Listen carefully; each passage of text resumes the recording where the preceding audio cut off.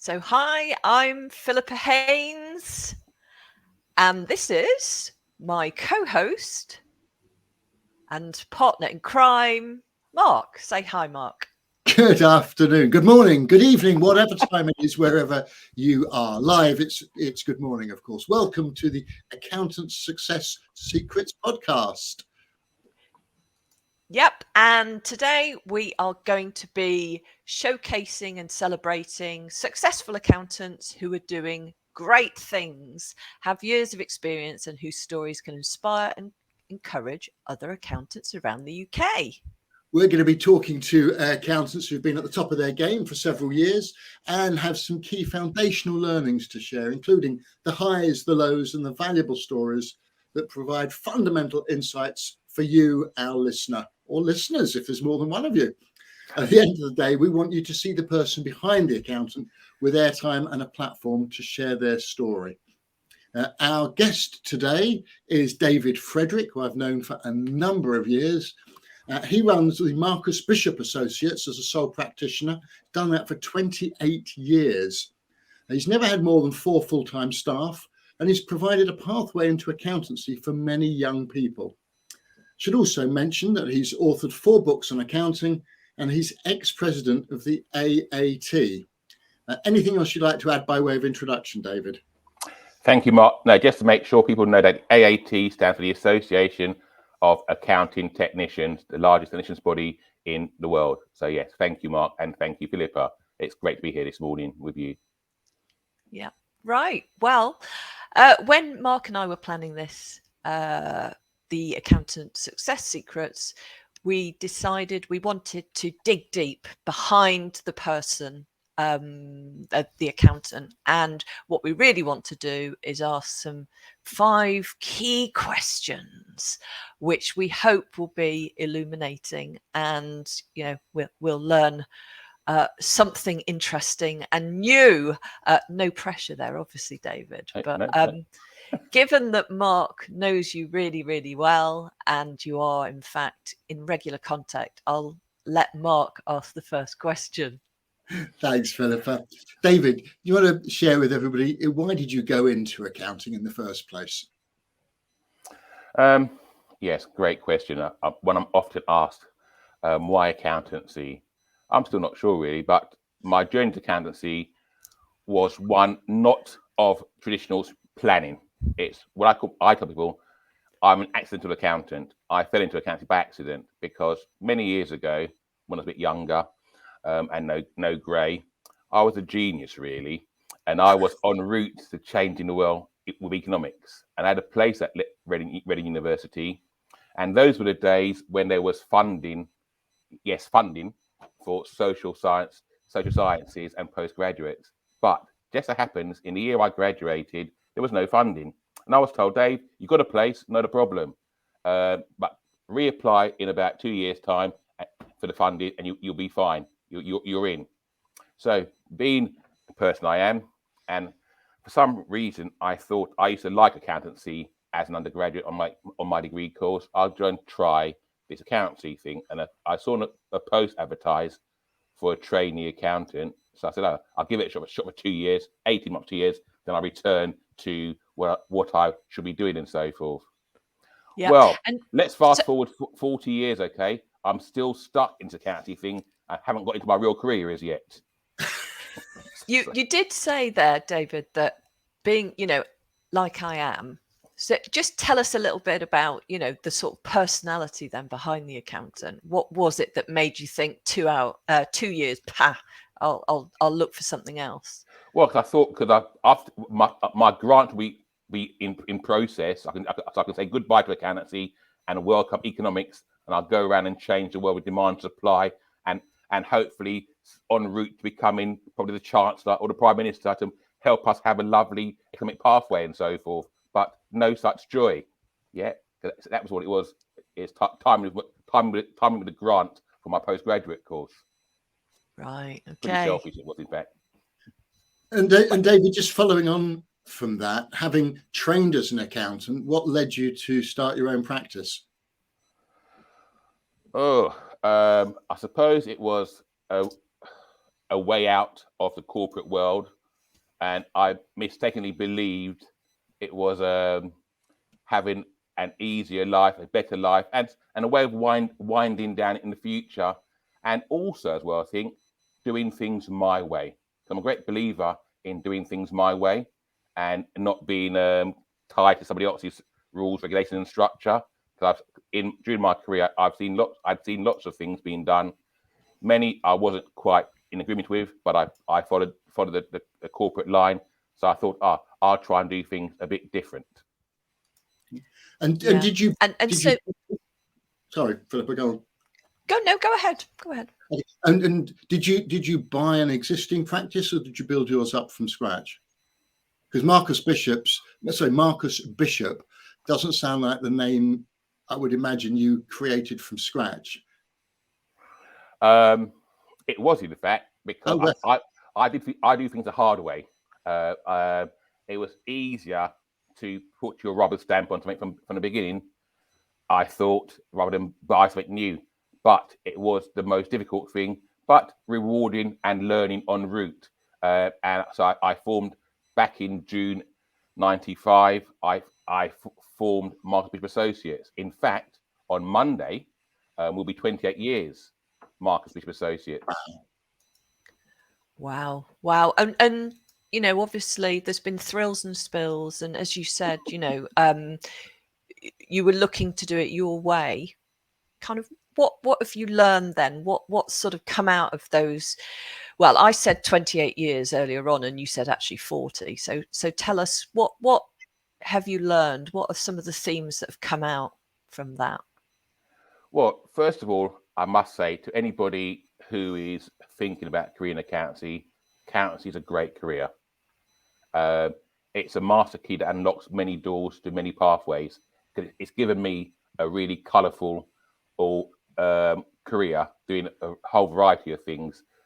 Today, I'm in practice, and I have been for the last 28 years, but also it's afforded me the joys of teaching accountancy, writing, and I still write as well too, and lots of other things as well too. And also meeting great people. So it's giving you a chance to also en route the importance of maintaining and building relationships. That's so important, I think, en route, because the relationships you start with the beginning, maybe those you meet later on. Because I've been fortunate along the way with relationships, because relationships in the profession with people I've met have opened doors for me. For example, my pathway into university lecturing came again through a relationship, through a previous head of audit, my audit manager, who introduced me to teaching part-time, which led to me going full-time into teaching later on. Although when I was introduced to teaching, I said, no, I can't do that. I'm not qualified. He said, Dave, go for it. You can. And so it's about building relationships and developing things. Also, the accountancy path from day one, although you don't see it, if you keep focusing and doing the basics, it's laden with opportunities. There's lots of opportunities en route for you to discover and enjoy if you want it. And also as well too, I tell people, try and enjoy every staging post on the journey. Yeah.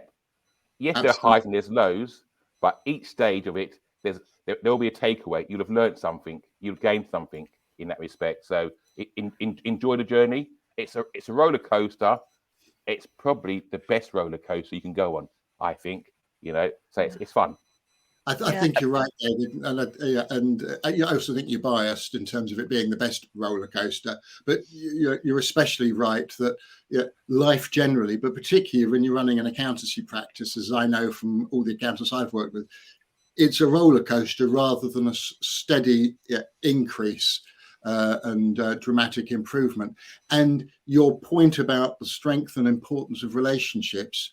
It's been important for your career, but it's equally going to be even more important going forwards when accountants are competing with AI, and our relationships and our personality are going to be what distinguishes us better from each other, rather than just the work that we do that AI, machine learning, RPA or whatever can do as well.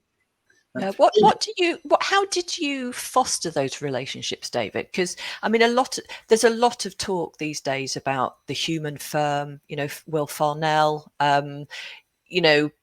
overlaying all of those techniques and the sort of data and all of that good stuff with that kind of relationship.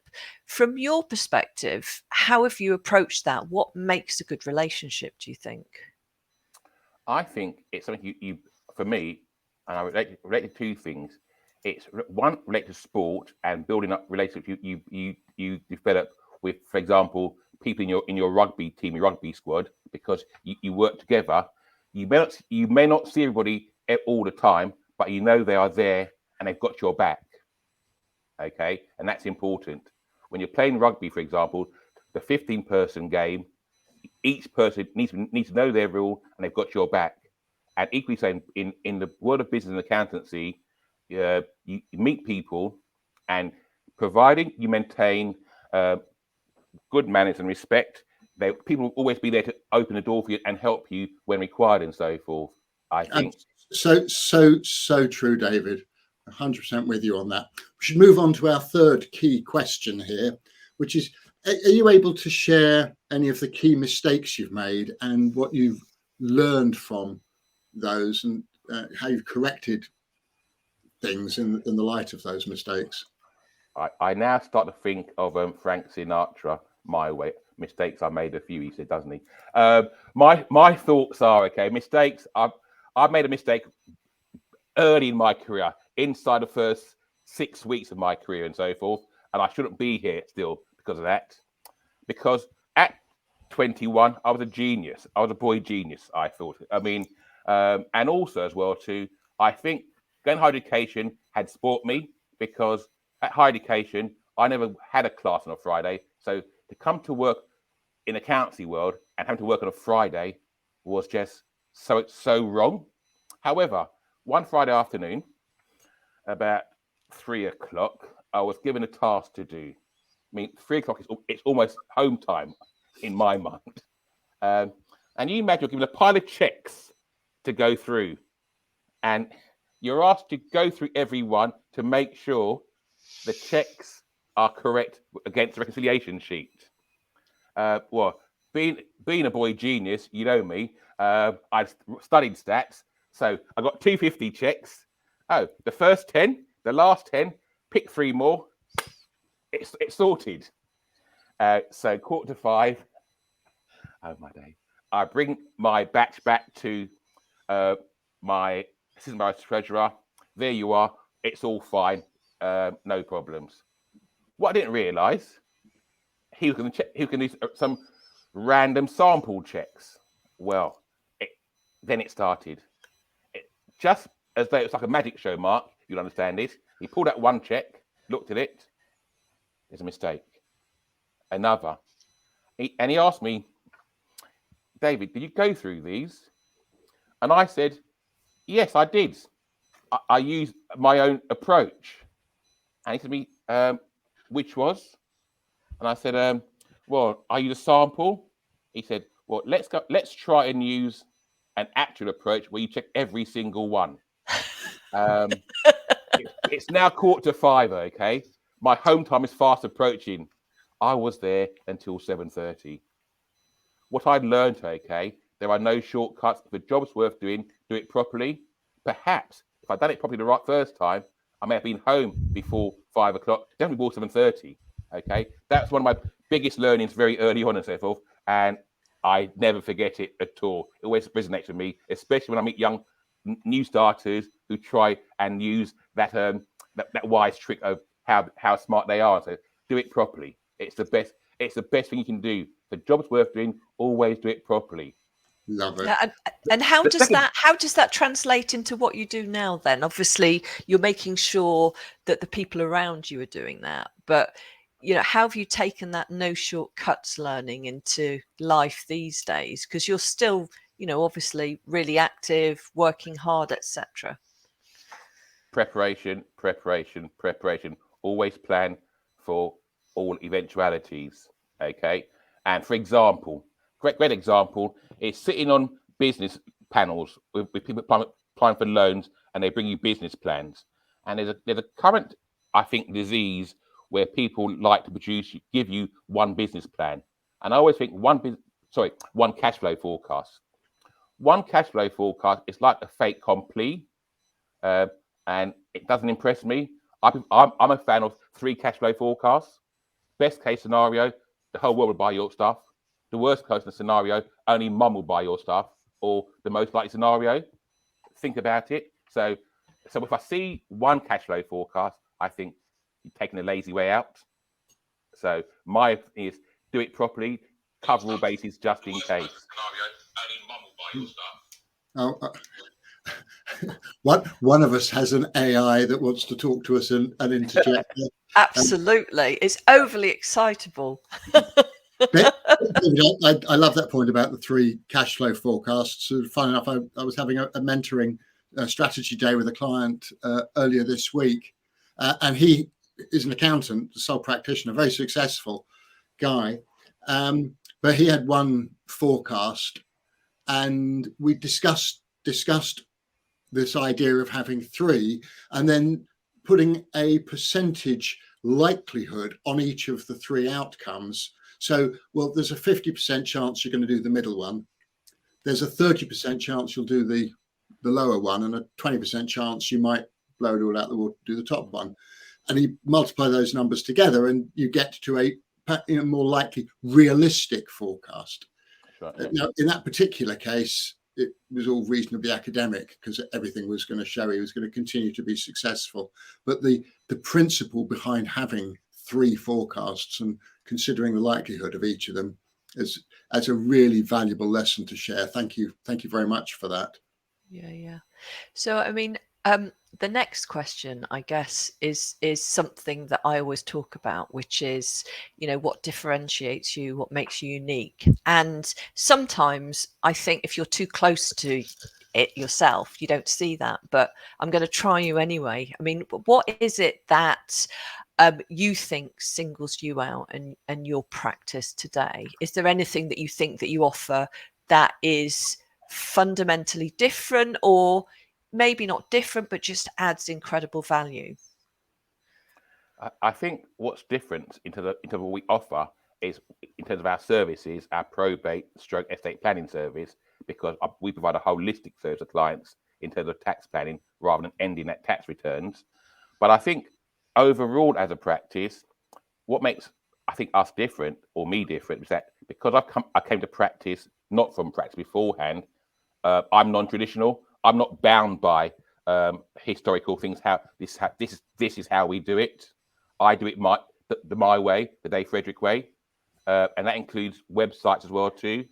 I don't have a traditional accountant's website because I don't see us as being accountants. Unfortunately, I see us as being providers of personal and business services. I think that's important nowadays, especially for the small practitioner. We need to start thinking wider and get outside of being constrained into boxes. So it's being non-traditional, I think. And also, in terms of our practice, my key thing has been about developing people. We've actually grown people. It's only this week I come across a strange letter which had a date on it, 2004. Our first AAT person was trained in 2004. Since then, we've trained people for AAT, the ACCA, and the ICAW. So it's about developing people, taking people on from ground zero and making them a hero, and so they can pass on. I mean, it's costly for you as a firm and so forth, but my view is we've all left jobs in previous lives, so we shouldn't hold that against someone wanting to move on. And also, it's no bad thing as well too. It's also helping us continue that relationship I mentioned earlier on as well too, developing as well. So being non-traditional has been what we're about, and daring to be different is my thing.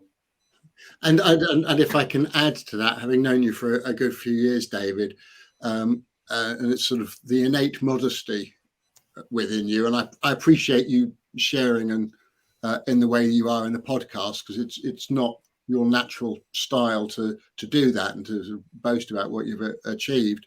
But it's your personal qualities as distinct from the sort of traditional accounting stuff. People come to Marcus Bishop as much for you and your style and approach as they do as they could go anywhere else.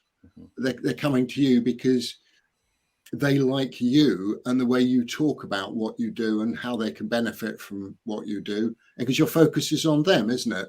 Yeah. It's all about the people, the business. They've got to be heart of it, and we got a chance, all of us, to try that during the Great Pause period. That was a chance for us to touch base with our clients, to see how they were, to make sure they were okay, and also make sure you remembered long after the dust had settled. If we hadn't done the touching base with them or holding their hands during the Great Pause period, why should they remember us when things change all over again? Yeah, that's really... So go on, Mark. I was just going to say that's really interesting because, obviously those 2 years were dramatic, and I think accountants became the fourth emergency service, didn't they, Right. at that sort of time? And there was a whole raft of different responses to that. Some accountants just got really kind of overwhelmed and shut up shop.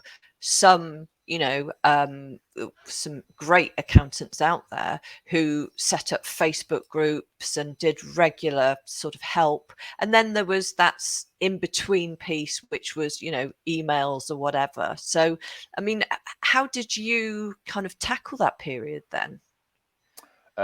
First of all, we were traditional. We phoned every client and see how they were. Some were fine. Some were appreciative of the phone call. We also arranged Zoom sessions, pre-COVID Zoom sessions with them, and we also held during that period. I think I held 17 online webinars about estate planning and being prepared for life's uncertainties and certainty during that period. That really was really great for us as well too. So we actually reached out to our clients and our core groupings in the community as well too, to say, hey guys, are you prepared for the future? Because this has happened. How ready are you for life's uncertainties? Yeah, I'm laughing because it's sad and it's tragic, but your expertise in estate planning and probate work, I'm sure you had to find a subtle way of saying lots of people are going to die as a result of all this. Well, Boris told us, didn't he? Boris told us that. Yeah, God, bloody hell. And how have you carried that forward in terms of what are the sort of, secrets to your success now, looking back? What do you take from that time and from your 28 years running the practice? I would say the main thing I would say for people is move outside of your comfort zone. Nothing grows in your comfort zone. Move outside your comfort zone. And I link that clearly to where I started from. I mean, I was a kid at 13 who had a speech impediment, speech stutter, speech stammer, and the boy they laughed at school. I couldn't say British society because of my stutter.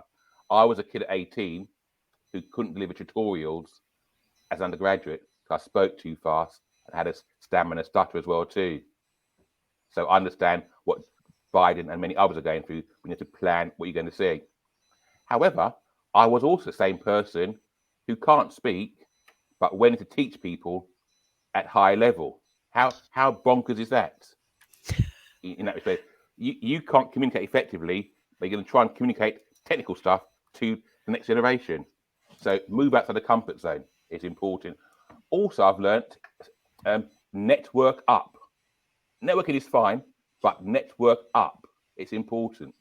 Yeah. So someone who you can learn from, someone who's walked the path, and someone who can actually pull you up the rope as well too, up the ladder. Network up. Don't just network. I've never heard that expression before, David. Networking up. I think it's wonderful. That's why we're different, Mark. Yeah. Yeah. And also, and I couldn't resist it, work out and continually develop, one for you, Mark, your ADHD, your aspirations, your dreams, your hopes and desires.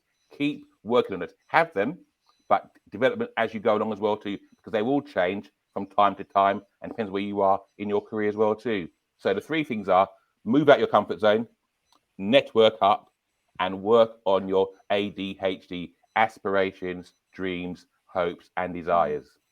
So what did you do to sort of get beyond that, that speech impediment and, that kind of stepping out? Because we hear a lot of that these days, those messages, and, people do. But what was the secret behind you doing that? How did you manage to get out of your comfort zone? What was it that drove you to do that? Recognize and take action. And therefore, I recognized I had a challenge, not a problem, a challenge. Okay. I wasn't going to be defined by my challenge.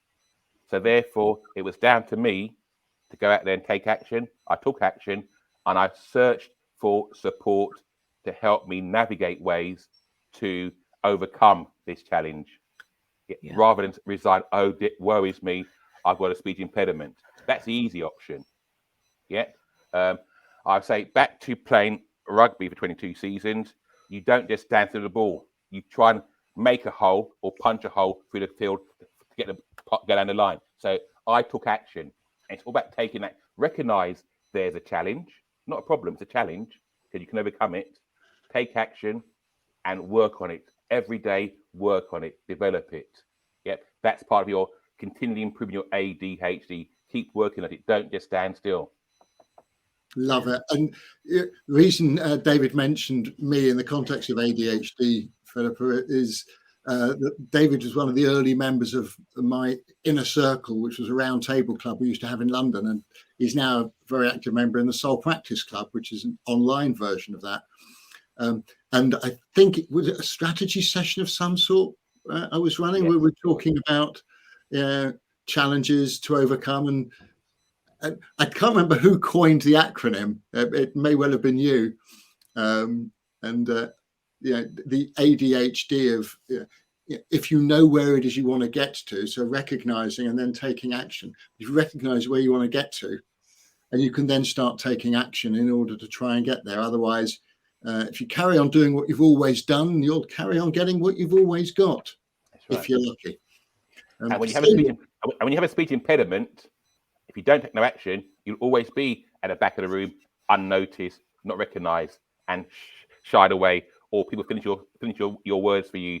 Where if you move out of the comfort zone, you take action, people won't finish your words for you. They'll let you have your voice. You get your voice back. So I'm going to give you a voice now, David, because we're sort of coming to the end, and I know that you step out, but just let everybody know how they can get in touch with you, and Marcus Bishop. How best should they contact you? The simplest way is to email me. My email address I'll share with everyone is david@marcus-bishop-associates.co.uk. That's the best way to get hold of me. Email me there. And you're also on LinkedIn, of course, as well. Yeah, I appear on LinkedIn as well. I've got a profile on LinkedIn as well too. And what about you, Philippa? How can people get in touch with you and find out more about you and Insight 101? So obviously, LinkedIn, I'm pretty present there. So, find me on my profile, or email me at Philippa Haynes, all one word, at insight101.co.uk. And Mark, finally, you?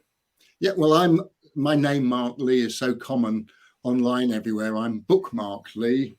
So my business card even is a bookmark. So I'm Bookmark Lee on LinkedIn, or Mark Lee FCA, to distinguish me from the 5,000 others on LinkedIn, and my website, bookmarklee.co.uk. And you can email me there at mark@bookmarklee.co.uk. Brilliant. So I guess the last thing to say is, David, thank you so much for Thank you, sharing Philippa. Thank some you, of your Mark. stories today. Thank you. That's it for the Accountant Success Secrets today. But if you've enjoyed it, let us know. And hopefully we'll see you again. Thanks to you, David, again. Thank you, Mark. Any last thoughts from you? No, thank you, Philippa, for organising this and pushing me to take action to make it happen. Thank you so much, David, for being our guest today. And given how long I've known you, to have not realised that obviously you were into rugby actually shows you picked up on the fact that I had no interest in it. So you've never talked about it with me. So another credit to you there. So thank you for listening. Thank you for watching. If you caught this live or you're watching the video. Very much hope that you will share your feedback with Philippa and I, comments under the video wherever you're watching it, directly to us. And if we ever get around to loading it up as a podcast, to leave your feedback there and rate and review us on your favourite podcast platform. We will be doing that, Mark, based on David's recommendation that we need to take action. And I'll just say there's a message here from Paul Bailey to say, learn a bit more about my friend David. So there we are. Thank you, Paul. Very much, everybody. Look forward to seeing you next time on the Accountant Success Secrets podcast. Goodbye. Thank you, everybody. Take care. Bye. Bye. Bye.